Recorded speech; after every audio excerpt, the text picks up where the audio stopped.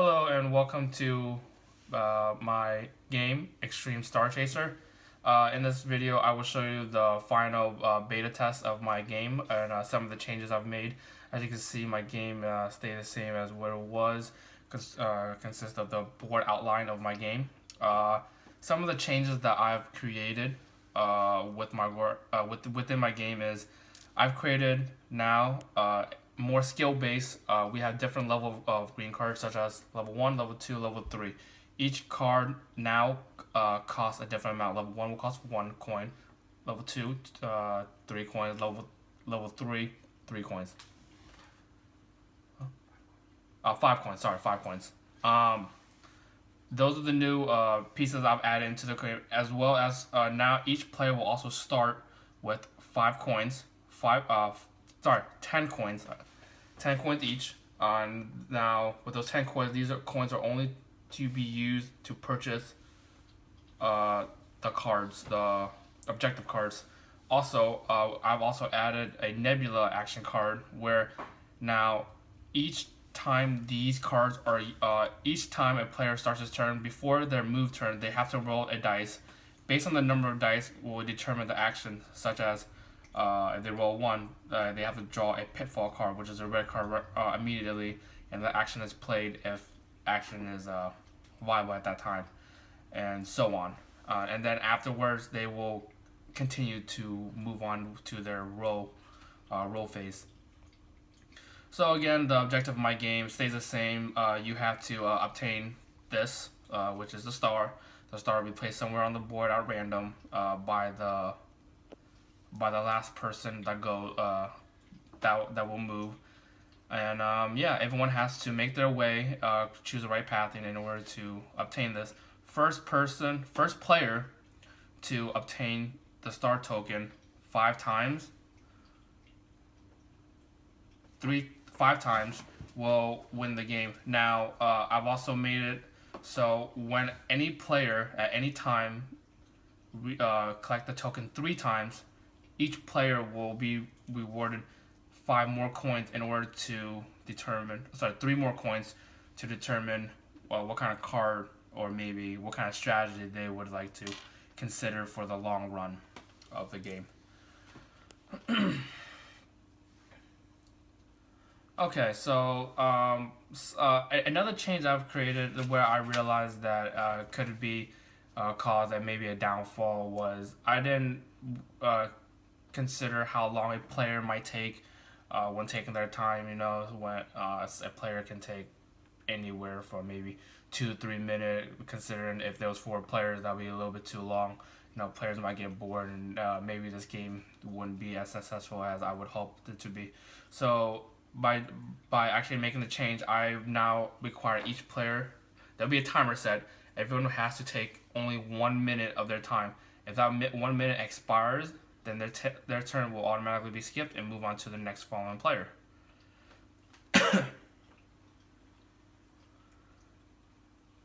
So on the board, everything you see stays consistently the same as my alpha test. The arrows do determine where you go, such as this arrow, once you get out of the start zone, they can either go up or go straight. They cannot go backwards. And as for the color spaces, red stands for a pitfall card if they land on it. Green stands for one of the action cards of the levels. Now, if a player lands on one of these action spaces, but they do not have enough coins to purchase the card, the action will automatically be skipped. Otherwise, they can use how many coins they choose to purchase for the cards. Now, a twist I did for this with the cards would be a little more skill based. Allow the players to determine if they really need the card. So with starting with 10 coins, and if a level 3 card costs 5 coins, they have to determine, is it worth spending the 5 coins immediately, or should they actually wait in order to spend the 5 coin. Now, also the blue spaces, again, those stay as safe zones. No player can target another player. Unfortunately, I wasn't able to demonstrate that in my alpha test, but I will definitely demonstrate that in this video here shortly. Okay, That pretty much concludes how the game is supposed to work. But so right now we're gonna go ahead and play through it, and we'll see what happens. Okay, so we'll go ahead. Me and player 2 here. We'll go ahead and roll the dice, and we will determine who goes first. Okay, so since I rolled 2, I will go last, and player 1 will actually go first. Start with picking your pieces. Okay, and I'll go ahead and I'll be the pink. So now because I go last, I, as the last player, get to choose where I get to place the star. Now, the consistency of the placing of the star still stay the same. Once a player collects the first token, the person that is in last place gets to place the token where they wish to place it afterwards.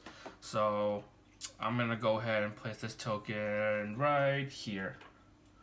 Also, another thing I want to point out in my alpha test that I thought was a failure, where I did not count the spaces such as the arrows or the special spaces as a space when I'm moving over it. So players were able to skip over it a little bit faster. But in this case, I'm going to go ahead and count it this time around. Okay, and we go ahead and get our pile of coins.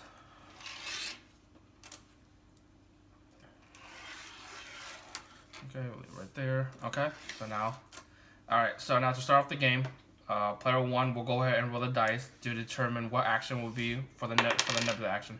So he rolls a 6. The number 6 says move to closest green space. Now because he is in the start position, he gets to move anywhere there is a nearest green space. Now because these are the nearest green space, he gets to choose which one he wants. Now because he is on a green space, he also right immediately he gets to decide, does he want to spend his coins already on purchasing one of the cards, or does he want to wait to purchase those? 3. Okay, so player 1 decided that he wants to spend 3 coins. He picked a level 2 card. Now these cards, you have a choice to use them immediately, or you could use them afterwards. But with these cards, I've placed a restriction where you have to at least use it within the first 2 turns. Otherwise, they will return back into the pile and be reshuffled. Okay, so the player will now roll his move turn. He rolled 1. Okay. Now it's my turn. I also roll 1. So, I roll 1 here. I'm sorry. I roll 1. So now an action card, I will draw a pitfall card. Okay. So as you can see in the video, see in my hand, the pitfall card says roll a dice. So the options are 1, 2, 3. I will skip 2 turns. If I roll 4, nothing happens. If I roll 5 or 6, I'll skip 1 turn. So let's go ahead and roll this. Okay, so I rolled 3. Now because I rolled 3, the action says I will skip 2 turns. Now I will keep this with me until this card will expire. Now after my action turn, I'm gonna roll for my move turn now. Move phase. I rolled 2. Actually, sorry. I'm gonna go forward. 1, 2. Okay. Another thing that I've added, so when a player is on the same spot as another player, they have to battle each other. By battling each other, what happens is we roll a dice, and by rolling a dice, highest number wins against the other player. The losing player has to give a 1 coin. So we'll roll. Okay, you roll a 1, I roll 5. My number's higher, I win 1 coin from him. Okay, and my turn ends.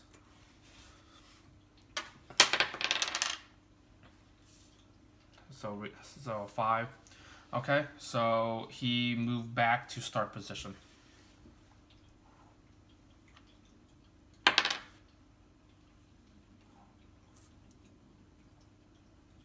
I'll play my green card.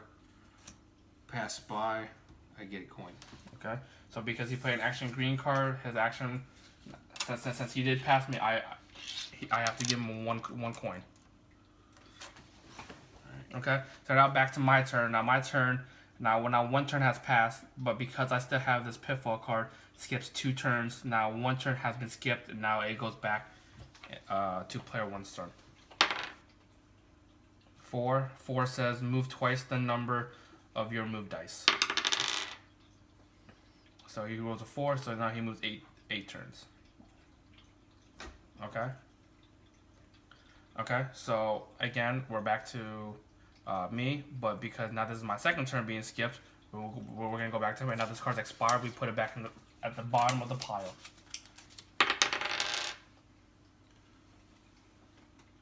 Move half the spaces of your roll. So because you roll a 3, half, 1, 2, 1. Okay, 1. Alright, so now back to my turn. Now I can go ahead and roll for my action. I roll 6. 6 says move to closest green space. Now in this case, green space is actually the closest one, is actually behind me, so I'll move back that one. And since I rolled that one, I'm gonna go ahead and spend 5 coins, and I will go ahead and obtain a level 3 green card. Okay, so I'm gonna go ahead and activate this card now. Immediately, as you can see it says move directly to token. So my piece automatically goes all the way over here. I go and obtain 1, and the score now is 1-0. And now, since I use this card, I'll go ahead and put that back in the roll pile. And because I just went, since I got obtained the token, now player 1 gets to move the star wherever he pleases. Okay, so since he places there, now I still haven't got my my move turn yet, so I'm gonna go ahead and roll for that. I roll 6, so determine where I want to go. I'm gonna go ahead and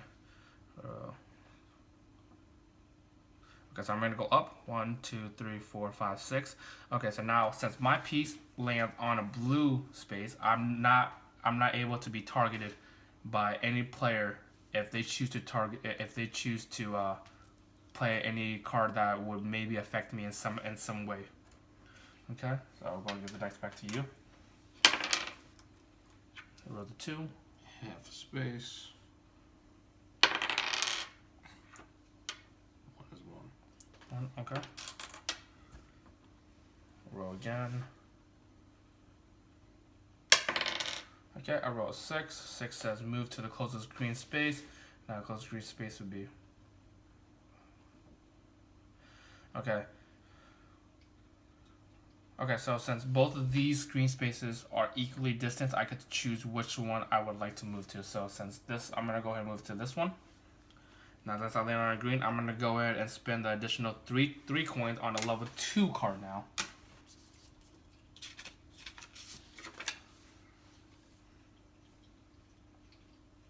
Again, I'm going to go ahead and activate this card. It says move to closest blue space. So therefore I get to move my token, and since this blue space is actually the closest, so it looks like right, 1, 2, 3, 4, 5, 6, 3, 4, 5. Actually no, this one's the closest blue. Well, unfortunately I'm going backward now. So I'll go and use that. This goes back into the end pile. And is that it? Yeah, that's it. Oh, okay. That's it.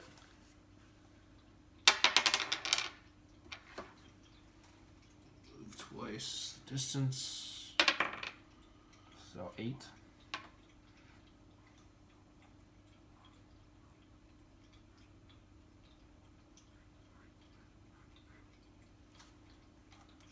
By level 2, 3 coins.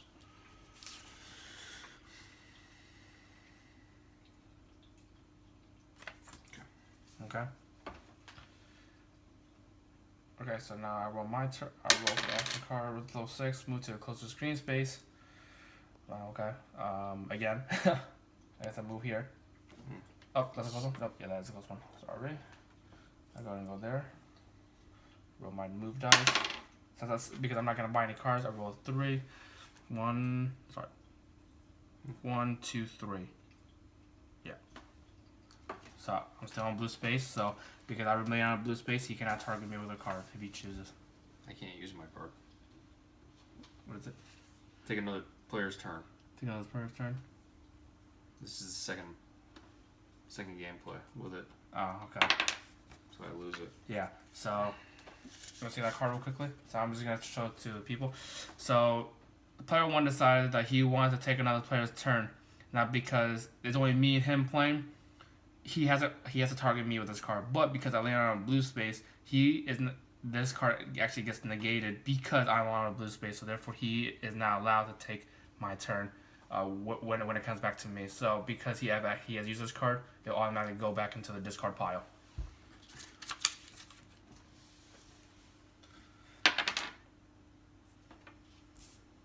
Half the spaces.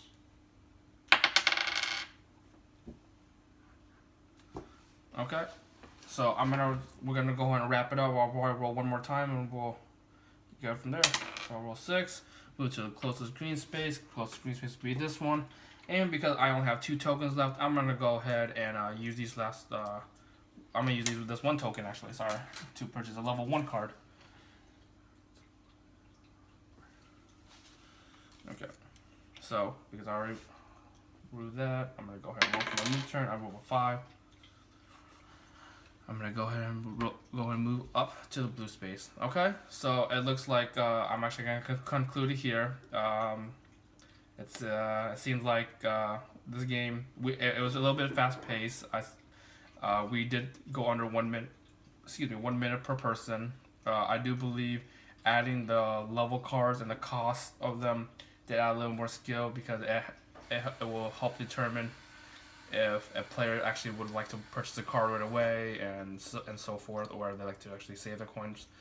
I believe this game will be successful, and yeah. Hopefully you guys enjoyed. Any feedback on my video of the game would be wonderful, and yeah, thank you.